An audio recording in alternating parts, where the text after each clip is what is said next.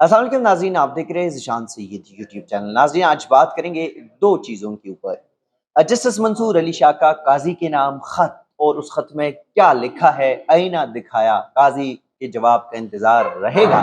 लेकिन दूसरी जानिब साबिक़ ख़ातून अव्वल, साबिक़ वज़ीर-ए-आज़म इमरान खान की अहलिया बुशरा बीबी की गुज़श्ता रोज़ ज़मानत मंजूरी के बाद रोबकार जारी हो गया। स्पेशल सेंट्रल जज ने रोबकार जारी कर दिया और कितनी बार गलत रोबकार के बाद सही रोबकार जारी हुआ, ये भी एक बात है, उस पर बात करेंगे। इमरान खान की अहलिया बुशरा बीबी जो कि 13 जुलाई को उनको अरेस्ट किया गया तोशाखाना 2 में, और उसके बाद नेब जो तरमीमी केसेस थे, आईनी तरामीम थे, बहाल हो गए सुप्रीम कोर्ट से। उसके बाद नैब ने कहा कि ये केस हमारा दायरे इख्तियार नहीं है और उसको स्पेशल सेंट्रल जज के पास भेज दिया, यानी एफआईए के पास ये केस चला गया। इस केस में नैब में भी दरख्वास्ती ज़मानत आई थी, वो खारिज हो गई थी, और फिर एफआईए में भी जब स्पेशल सेंट्रल जज के पास भी दरख्वास्ती ज़मानत गई, वहाँ से भी खारिज हुई, और फिर इस्लामाबाद हाई कोर्ट में दरख्वास्त आ गई।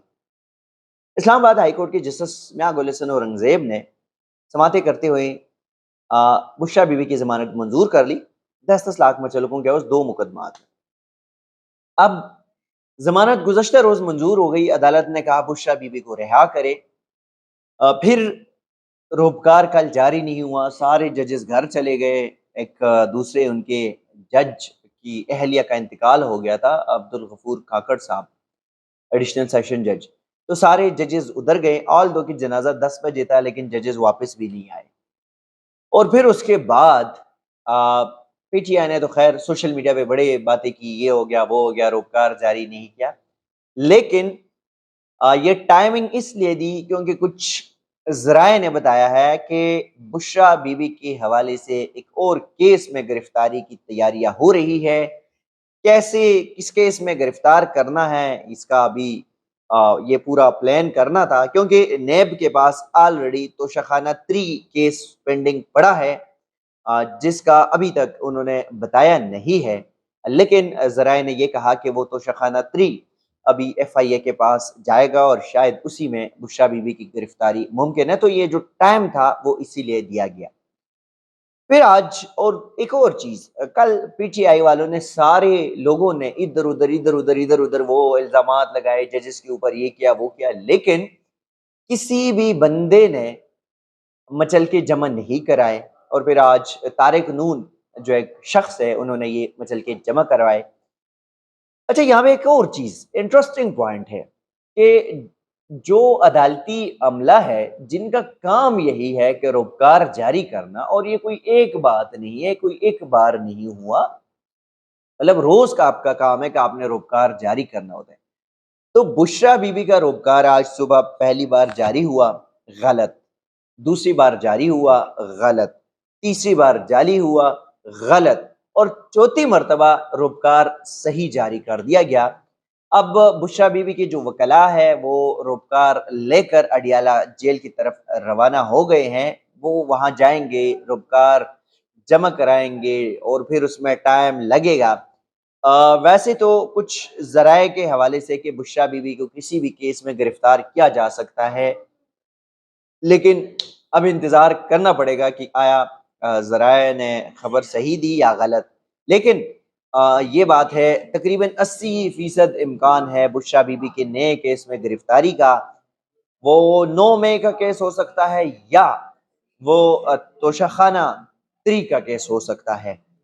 तो अब ज़रा इंतज़ार कीजिएगा, दूसरी व्लॉग में हम आपको वो तमाम तफसीलात बताएंगे कि बुशरा बीबी रिहा हो गई, या सोर्सेज ने जो खबर दी थी, या कुछ ज़राए ने कि बुशरा बीबी को गिरफ्तार किया जाएगा, उसकी किस हद तक उस खबर में सदाकत है।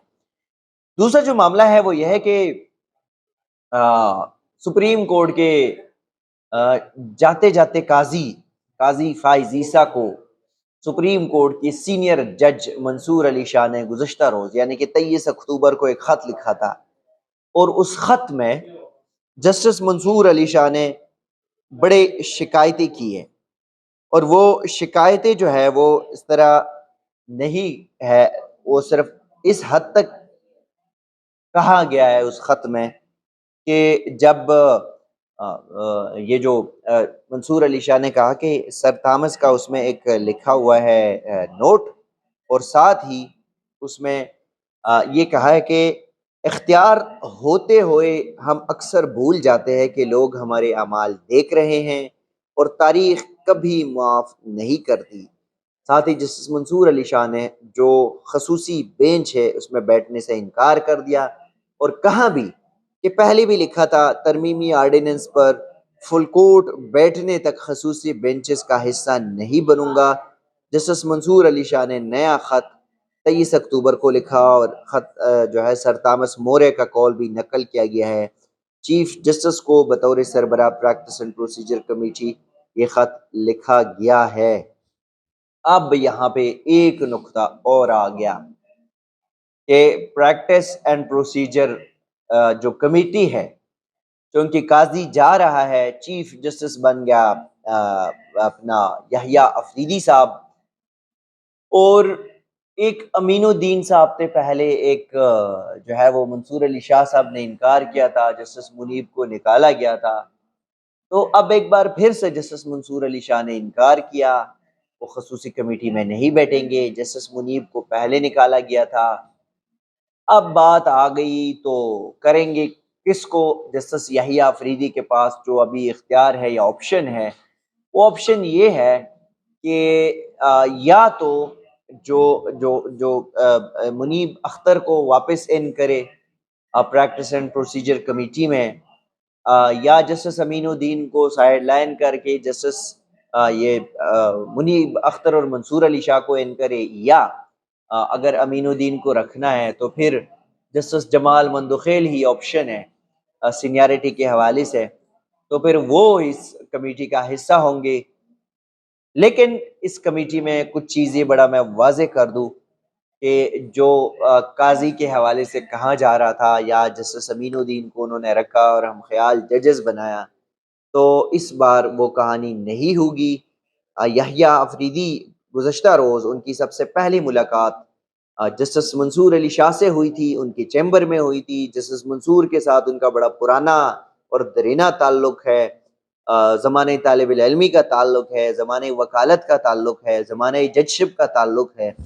تو میں نہیں سمجھتا کہ جسٹس یحییٰ افریدی جسٹس منصور علی شاہ کو کسی بھی طریقے سے ایسے مطلب فریلی چھوڑیں گے، وہ ضرور کہیں نہ کہیں پہ ان کو ایڈجسٹ کرنے کی اپنی ہر ممکن کوشش کریں گے۔